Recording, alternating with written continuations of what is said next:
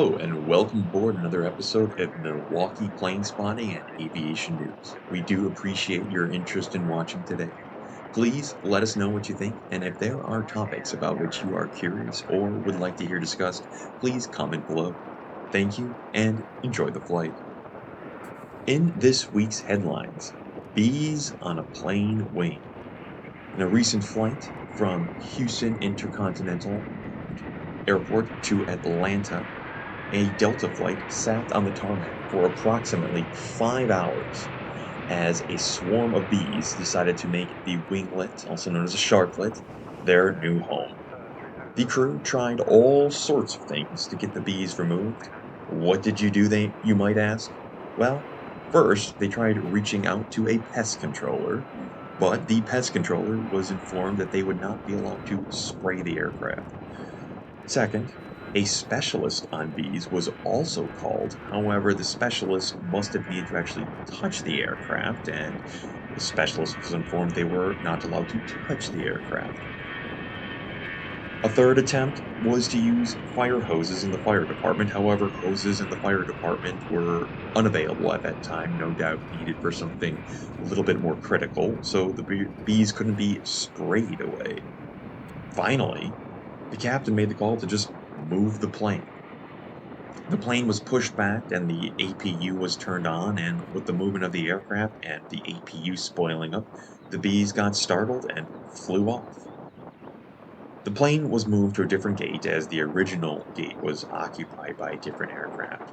The flight took off at approximately 17:02 local time in Houston, about 5 hours after its scheduled departure, and landed in Atlanta several hours later. In India, carrier GoFirst has filed for bankruptcy.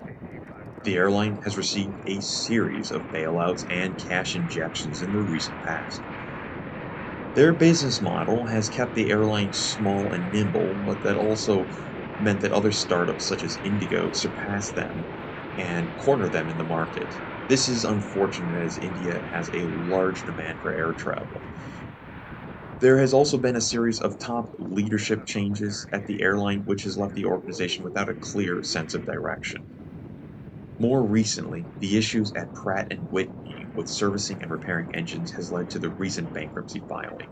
With a small fleet, the airline was simply not able to absorb the losses from having up to 50% of its fleet out of service as of December 2022 due to engine-related issues.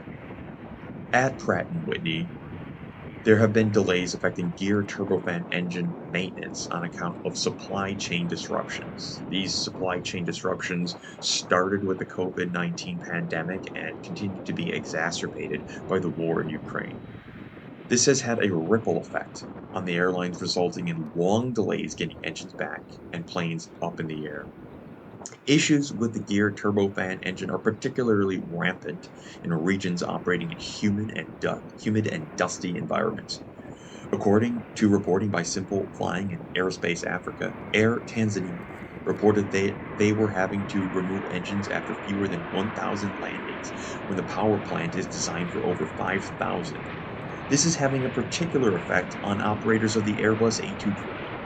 The only engine option available for that aircraft is the Pratt & Whitney 1500G, whereas other aircraft have other engine options.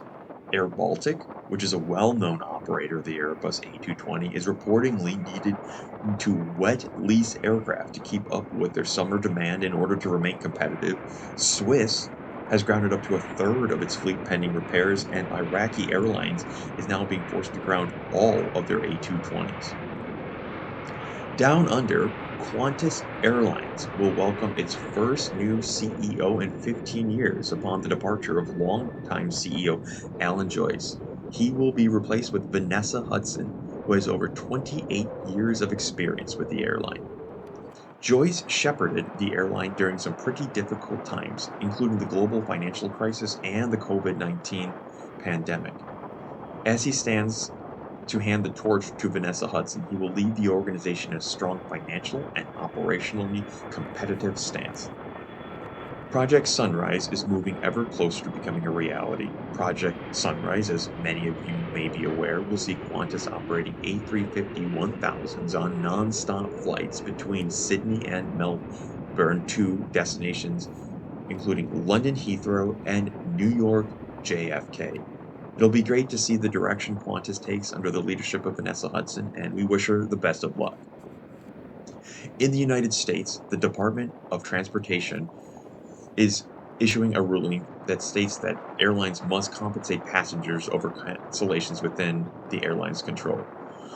This is a move that will see the United States mirror its European Union contemporaries.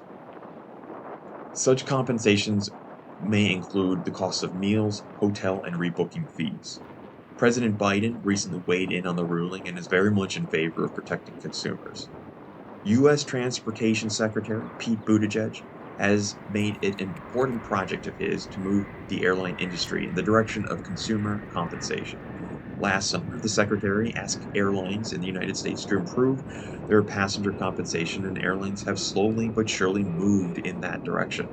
Now, the 10 largest U.S. airlines all guarantee meal compensation, and 9 of the 10 guarantee hotel rooms. This will be a great move for U.S. flyers and hopefully will result in less chaotic situations at airports for crew and passengers alike when delays happen. All right, folks, that's going to be a wrap for our episode today. We do want to thank you for viewing and listening to Milwaukee Plane Spotting and Aviation News. We know you have your choice of channels to watch, and we certainly appreciate you taking the time to join us today. We look forward to providing you with continued content. Please let us know what you think, and if there are topics about which you're curious or would like to hear discussed, please comment below. Please remember to like, subscribe, and hit that notify button on the way out. And we do look forward to joining you on another Milwaukee Plane Spotting and Aviation News video real soon. Thank you very much, and enjoy the rest of your day.